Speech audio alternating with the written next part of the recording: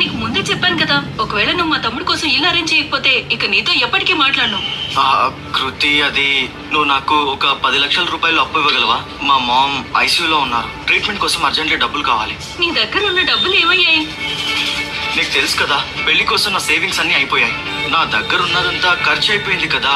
పెళ్లి తర్వాత ఇల్లు, కారు అన్ని నీ పేరు మీదే రాశాను. నా పూర్తి శాలరీ కూడా నీకే ఇస్తున్నాను. నా దగ్గర ఏమీ మిగలడం లేదు. ఆ డబ్బులన్నీ నావి. ఆ డబ్బును ముట్టుకోవాలనే ఆలోచన కూడా చేయకు. సరే, ఆలోచించను. కానీ నీ దగ్గర కొంత డబ్బు దాచిపెట్టాను కదా, కనీసం 30-40 లక్షలైనా ఉంటాయి కదా. అవే నాకు అప్పుగా ఇవ్వచ్చు కదా. నేను అన్ని తిరిగి ఇచ్చేస్తాను, ఖచ్చితంగా ఇచ్చేస్తాను, ప్రామిస్. నువ్వు తిరిగిస్తావా? ఒక డెలివరీ బాయ్ అంత డబ్బు తిరిగి ఇవ్వగలడా? లేదు, ప్లీజ్ ప్లీజ్ ప్లీజ్, మామ్ గురించి అయినా ఆలోచించు. ఆవిడ నీకు తల్లి, నాకు కాదు. ఆమెకేమైనా సరే నాకు అనవసరం.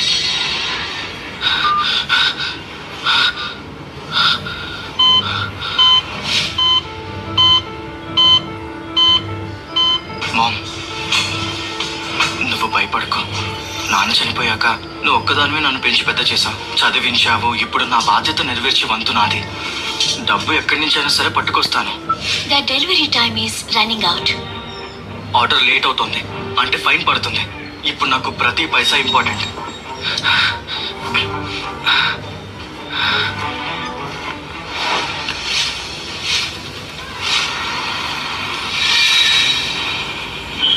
ఓ